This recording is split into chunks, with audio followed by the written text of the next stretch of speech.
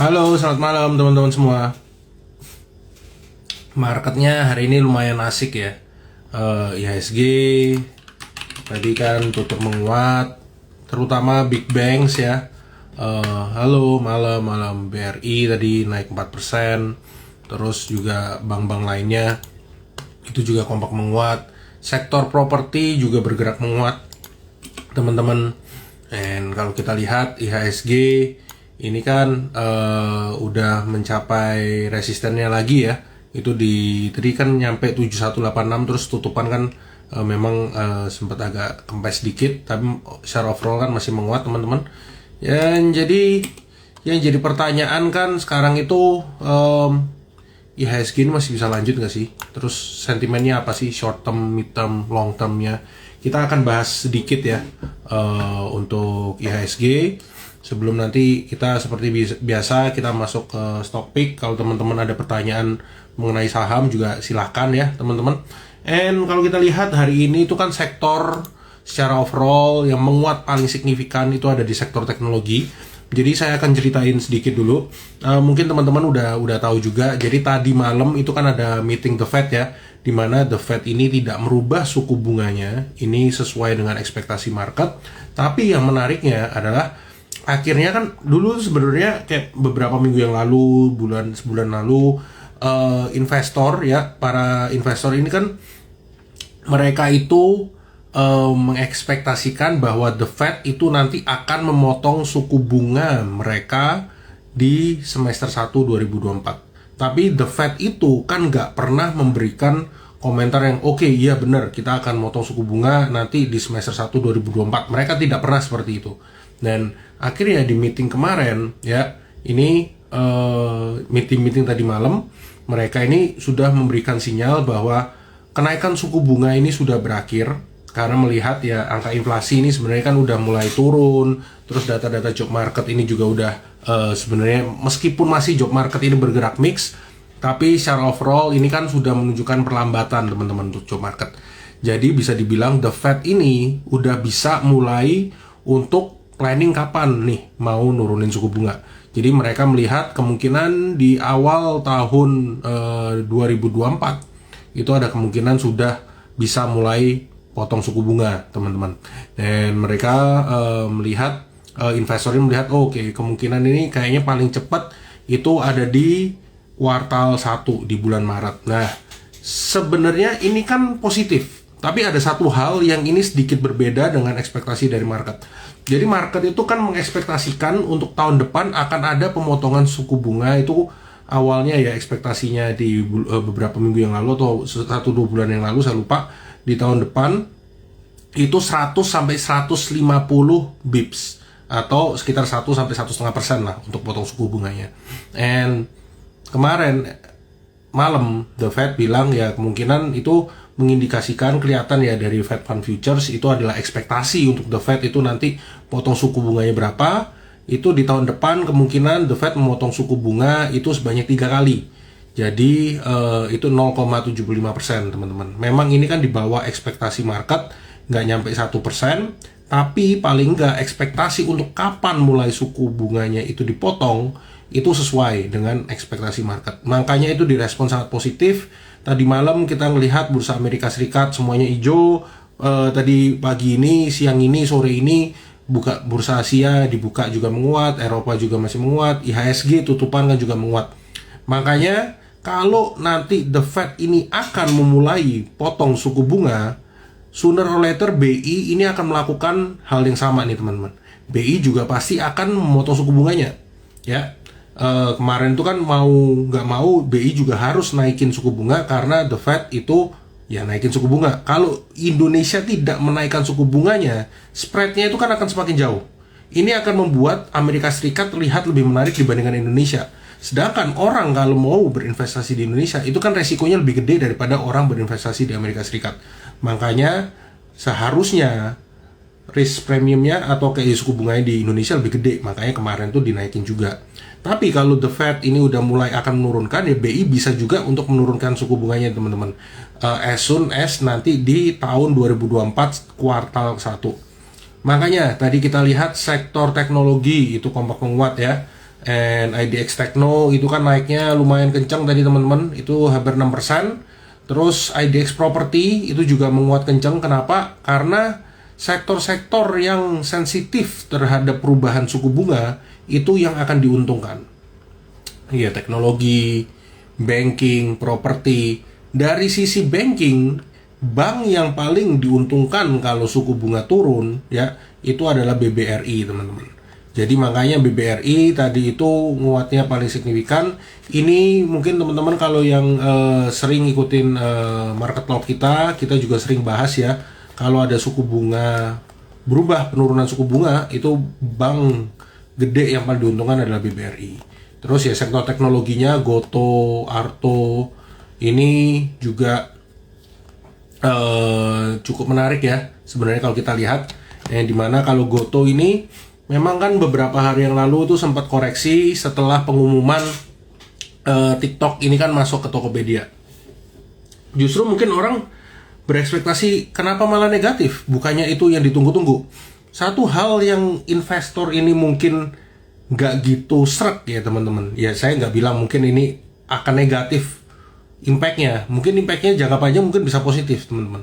Tapi yang investor kurang demen itu adalah ketika Gojek mengakuisisi Tokopedia waktu itu pas belum IPO, itu kan diakuisisi divaluasi sekitar 100 sampai 120 T.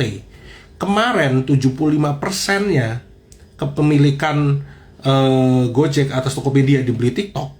Itu kan cuma sekitar 22 atau 24 T, teman-teman. Jadi itu kan jauh banget turunnya. Itu satu hal. Dan kalau kita lihat memang Tokopedia ini kan juga menyumbang rugi yang cukup gede ya, sekitar 2 atau 3 T ke Goto. Jadi kalau ini di let go ya ruginya bisa berkurang. Yes, mungkin itu benar. Tapi secara nggak langsung Goto ini kan valuation-nya terdiri dari ya Gojek, itu ada ride hailing, delivery service, terus ada e-commerce, ada financialnya juga, kan ada Goto Financials. Yang e-commerce-nya ini kan berarti kan hilang teman-teman, tinggal 25%. Berarti mau nggak mau valuasinya Goto itu kan juga akan turun. Itu yang direspon negatif oleh market. Makanya Goto itu kan harganya sempat turun ya setelah pengumuman TikTok Shop masuk. Itu turunnya kan lumayan dalam teman-teman. Itu saya juga nggak nyangka akan terjadi koreksi yang segitu kencang. Cuman ya memang habisnya itu kan besokannya yang ribuan kan. Itu sempat tuh minus 20% kalau nggak salah. Tapi yang perlu kita ketahui sebenarnya, yang Goto lakukan sekarang ini kan adalah untuk bertahan hidup teman-teman ya. Jadi kalau kita lihat Goto tahun lalu itu kan loss-nya sekitar 7 atau 8 T ya. Dengan dia ini dapat duit ya, meskipun ini nanti duit yang diterima ini kan nggak langsung semua ya, 23 T itu bisa memperpanjang runway-nya Goto. Runway itu apa? Itu adalah bantalan biar buat mereka bisa bertahan hidup teman-teman. Karena dengan Goto setahun itu rugi 7 atau 8 T, berarti kan mereka mesti keluar duit terus. Setahun 7 T, 7 T, 7 T. Duitnya dari mana? Ya salah satunya yang dilakukan oleh mereka adalah dengan menjual si Tokopedia. Jadi menurut saya kalau Goto mungkin jangka menengah, jangka panjangnya ini akan cukup positif ya. Karena kan sebenarnya sinerginya dari Tokopedia itu nanti Tokopedia ini meskipun 75% yang dimiliki oleh TikTok, tapi ekosistemnya, delivery-nya, logistics-nya, even pembayarannya itu kan tidak ada perubahan. Masih menggunakan Gojek dan juga masih menggunakan Arto, teman-teman. Jadi itu sebenarnya yang menarik. Jadi kalau teman-teman mungkin bingung mau beli Goto atau Arto, menurut saya beli Artonya. Kenapa? Karena mau Tokopedia ini dimiliki oleh Gojek, mau Tokopedia sekarang ini dimiliki oleh TikTok, yang tetap akan diuntungkan ya Arto, karena untuk pembayarannya itu kan nggak ada perubahan. Ya, GoPay itu ada kerjasama dengan Arto. Kalau teman-teman coba sekarang itu yang di Gojek itu kalau nggak salah ada Go Tabungan ya, itu kan nyambung ke Bank Jago teman-teman. Itu jadi menarik. Jadi sekarang sinerginya antara si Gojek dan Arto atau Bank Jago ini semakin kelihatan lah teman-teman. Sekarang buka aplikasi Gojek, di situ langsung ada Bank Jago, ada Go Tabungan. Itu udah integrated banget. Jadi ya sebenarnya yang diuntungkan Arto, yang menarik Artonya. And di luar itu kita lihat harga yang menarik juga, sektor properti ini juga masih cukup menarik ya. Kita akan bahas dulu salah satunya itu di PANI. PANI ini kan right issue-nya sudah selesai nih teman-teman.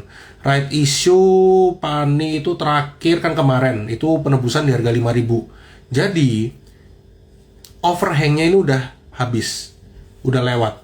Makanya hari ini juga tadi sempat menguat kenceng. Ya salah satu penyebabnya ya right issue-nya sudah selesai, dan juga sektor-sektor yang interest rate sensitif, yang sensitif terhadap suku bunga itu menguat. Properti tadi naik, ini saya kasih lihat ya teman-teman ya.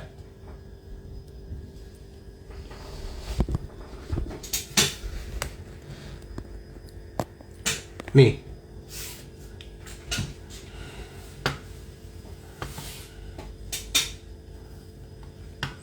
ini yang menguat IDX Teknologi, Properti, Finance, IDX Finance itu penguatan paling kencang tadi kan ada di BBRI ya, seperti yang saya bahas. BBRI ini salah satu yang paling diuntungkan teman-teman kalau misalnya suku bunga itu turun.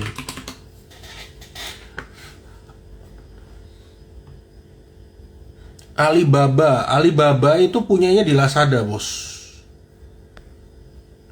Ya, Alibaba itu nggak ada di Goto. Alibaba ada di Lazada. Alibaba kan kemarin baru injek lagi ke Lazada sekitar 8 atau 9 T. Jadi e-commerce di Indonesia ini kalau kita lihat ya, persaingannya semakin ketat teman-teman. Jadi dengan Goto melepas si Tokopedia ini sebenarnya itu it's a right move. Karena kalau nggak mereka kan harus burning money terus. Sekarang lagi rugi 7-8 tahun, mereka harus burning money. Duitnya dari mana? Ya kan? Itu jadi sebenarnya yang dilakukan oleh si Gojek. Sebentar, ini trading view-nya mati. Sebentar ya teman-teman.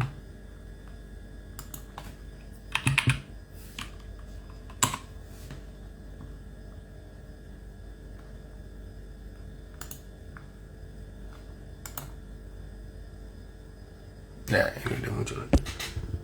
Oke. Goto kita akan bahas. Tadi kayaknya ada yang nanya Telkom ya. Telkom juga akan kita bahas, baik itu secara fundamental atau teknikalnya juga ya. Sebentar. Ini kita lihat Goto dulu. Kan karena tadi udah kita bahas fundamentalnya, story-nya. Ini Goto ini sebenarnya masih cukup menarik teman-teman. Kemarin koreksi itu kan juga dia nggak break sebenarnya ya. And ini kalau kita lihat di sini, ini kan dia juga targetnya mungkin ini bisa kita bikin 2.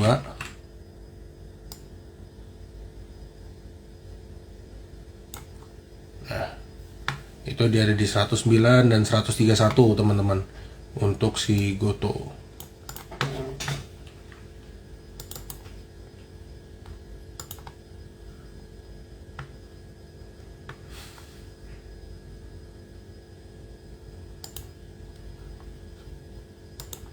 Terus tadi ada yang nanya Telkom ya, Telkom.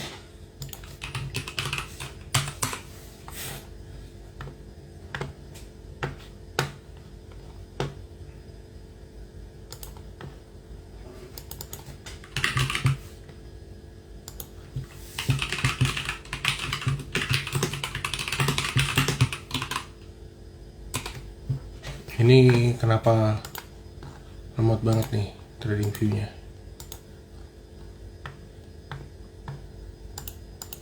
Sebentar teman-teman. Ya ini.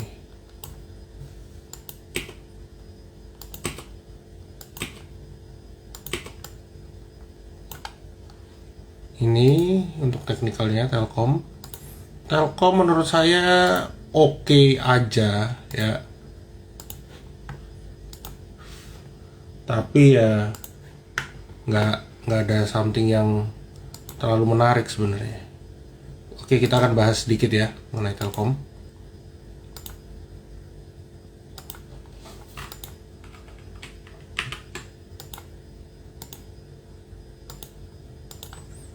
Telkom ini sebenarnya kalau kita lihat laporan keuangannya kan ekspektasinya ini masih bisa membaik ya untuk kuartal keempat.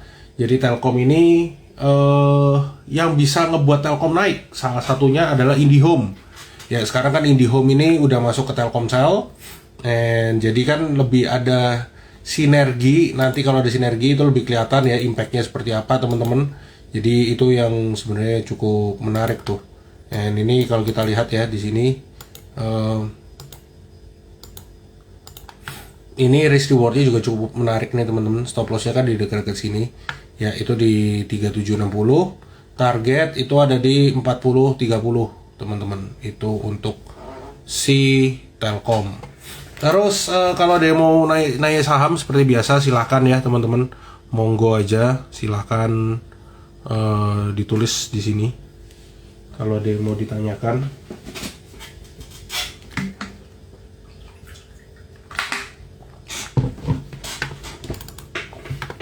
kita coba akan bahas stock pick ya. Beberapa yang cukup menarik. Wika waktu itu kayaknya sempat turun lumayan dalam teman-teman. Jadi udah ada ribuan nggak sih Wika? Ini sih sebenarnya masih downtrend ya teman-teman.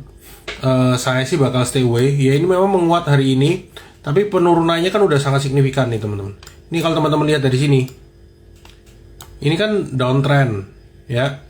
Jadi menurut saya stay away aja ya dari Wika. Terus ini ada tadi yang nanya Bukalapak.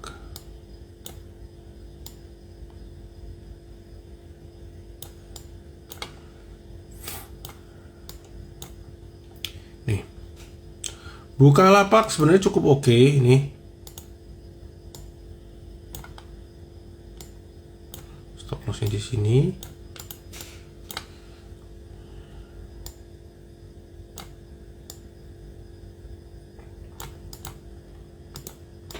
Nih, teman-teman. Untuk Bukalapak ya. Goto tadi udah kita bahas. Panjang kali lebar banget tuh Goto kita bahas. Nih kalau untuk buka, dia ini sekarang kan mencoba break lagi nih dari MA20 nya ya. Cuman dia belum berhasil break nih teman-teman. And sebenarnya ini juga masih cukup oke karena dia dekat support sini mantul, kemarin juga dekat sini berhasil mantul. Ini bisa dilihat resistennya itu ada di 218 teman-teman untuk buka ya.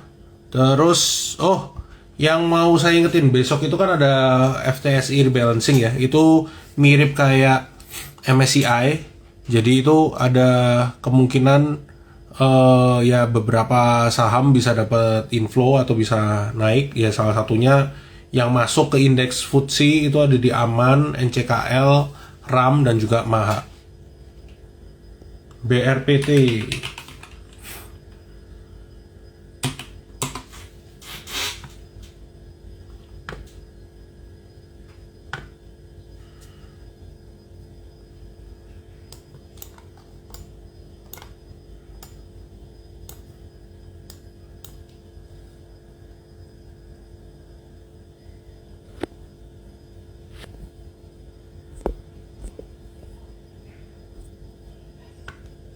Nih BRPT ya. Jadi BRPT ini kalau kita lihat dia ini kan lagi pullbacknya ini sebenarnya masih oke, tapi perlu diingat dia itu ada gap ya di bawah ini teman-teman. Jadi agak hati-hati nih karena dia ada gap di sini. Ya kalau ada pullback dekat-dekat area ini, dekat-dekat 15.30 itu teman-teman bisa lakukan entry. Bagi yang punya sebenarnya di area-area ini jaga trailing stop aja ya teman-teman untuk si BRPT. BRPT ini koreksinya sama barengan, mau BRPT itu juga tadi bareng si TPIA. Ini kan kompak terkoreksi semua ya. Nah ini juga sama. TPIA ini malah koreksinya sebenarnya koreksi wajar. Dia kan udah menguat sangat signifikan nih teman-teman. Ini kenapa tadi?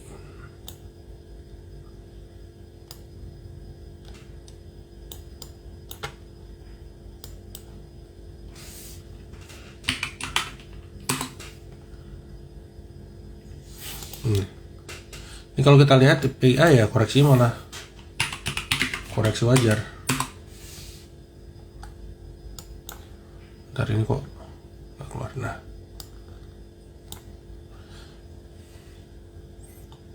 koreksi wajar lah PIA. Ini mungkin kalau teman-teman mau entry deket-deket sini.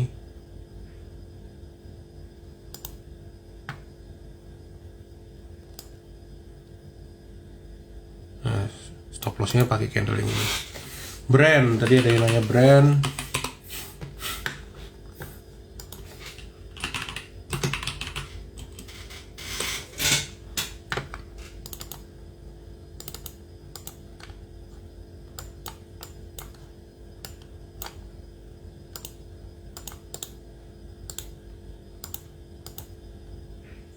Nih, brand ini juga cukup menarik teman-teman ya. Kalau kita lihat di sini.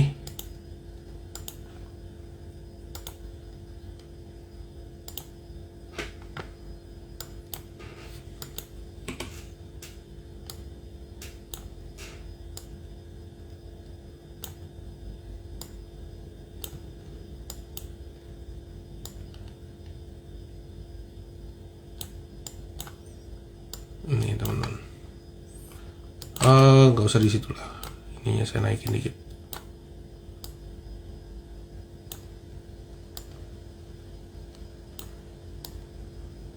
Ini untuk brand. Ya, brand ini sebenarnya dia juga lagi pullback, tapi pullbacknya masih pullback sehat juga. Ini kalau teman-teman lihat, dia ini kan sebenarnya pergerakannya masih uptrend nih. Uptrend, dia lagi agak pullback. Ini kenapa hilang-hilang ya? Nah, dia lagi agak pullback ya, dekat-dekat area sini teman-teman bisa lakukan entry. Ya, selama dia nggak jebol ke bawah 6475.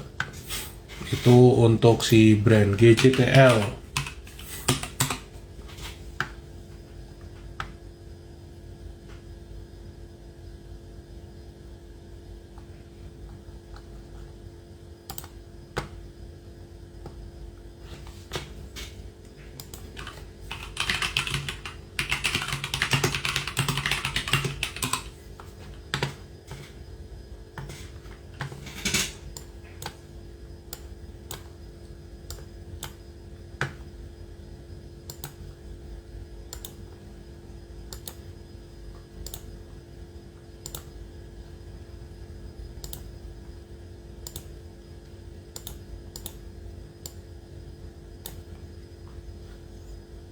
Nih, di GTL.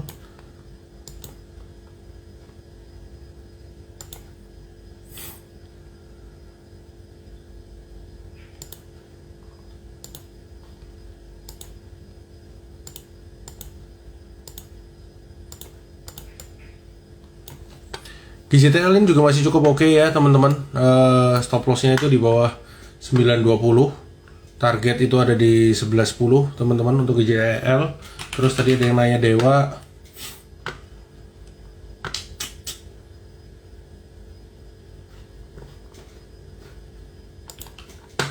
Ini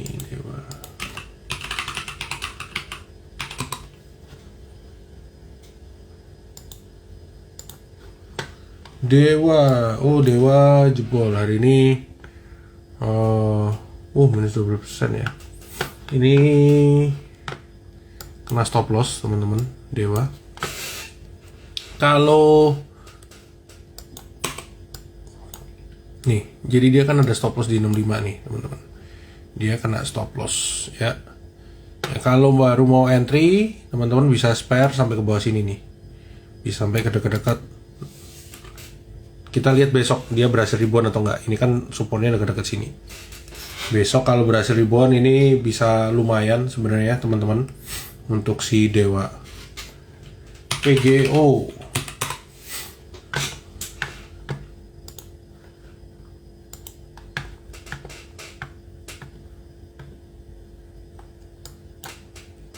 PGO ini masih bergerak menguat ya. Tadi kan menguatnya lumayan. Next target itu ada di 14.15 teman-teman untuk PGO. Kalau yang udah punya ini bisa hold aja dulu ya di PGO. Ini kan sebenarnya pergerakannya masih cukup oke nih teman-teman.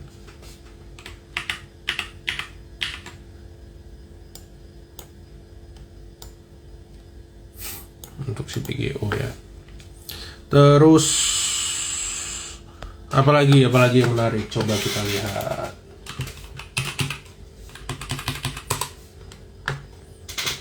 Oke.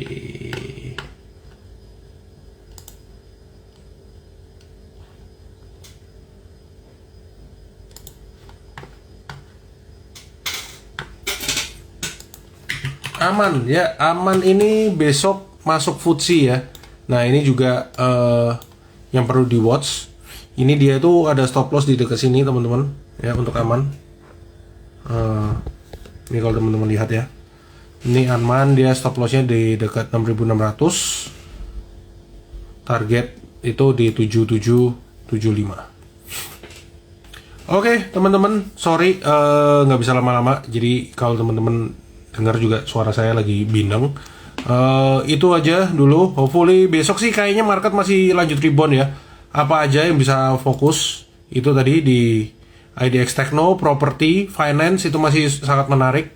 Goto, Artonya sih sebenarnya lebih menarik ya teman-teman. Terus kalau untuk sektor properti tentunya Pani right issue udah beres, ditambah lagi dengan sentimen suku bunga ini sooner or later kan akan mulai turun ya di awal tahun 2024. Oke, itu dulu teman-teman buat malam hari ini. Thank you semua.